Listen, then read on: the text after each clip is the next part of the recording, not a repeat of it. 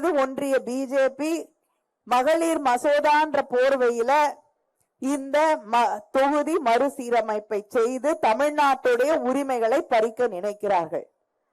அவங்க தமிழ்நாட்டுடைய உரிமைகளை பறிக்க நினைக்கிறாங்களே. கூட ஒருத்தர் இருக்காருல, கை கட்டிக்கிட்டே நிக்கிறாருல, அவங்களோட யாரு? எடப்பாடி பழனிசாமி. தமிழ்நாட்டுக்கு கேவலமாக துரோகம் செய்து கொண்டிருக்கிறார். அவங்க சொல்லக்கூடிய அந்த தொகுதி மறுசீரமைப்பை நான் ஏற்றுக்கொள்கிறேன். அவங்க சொல்லிட்டாங்கல்ல, அமித்ஷா சொல்லிட்டார்ல.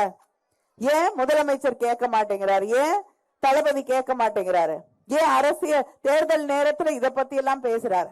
நம்முடைய முதலமைச்சர் தெளிவாக சொல்லி இருக்கிறார், இது தேர்தல் நேரம் என்றாலும் அதை பற்றி நாங்கள் கவலைப்பட போவதில்லை. இது தமிழ்நாட்டுடைய உரிமை சம்பந்தப்பட்டது, தமிழ் மக்களுடைய உரிமை சம்பந்தப்பட்டது. அதனால தேர்தல் களமாக இருந்தாலும் தமிழ்நாட்டின் உரிமைகளுக்காக நாங்கள் போராடுவோம். அதனாலதான் நம்ம முதலமைச்சர் அவர்கள் ஒவ்வொரு வீட்டிலும், நம்முடைய வீடுகளிலே நாளை அங்கே மசோதா வரப்போகிறது, அதை எதிர்த்து கருப்பு கொடி கட்ட வேண்டும் என்று நம்ம எல்லாம் கேட்டுக்கொண்டிருக்கிறார்கள்.